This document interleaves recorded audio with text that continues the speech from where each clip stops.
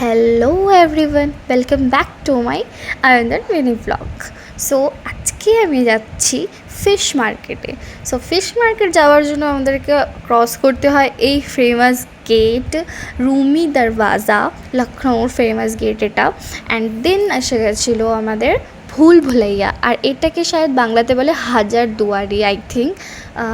তো সেটাই ক্রস করে দিন আমি পৌঁছে গেছিলাম ফিশ মার্কেটে। এই ফিশ মার্কেটের নাম হচ্ছে ডালিগঞ্জ ফিশ মার্কেট।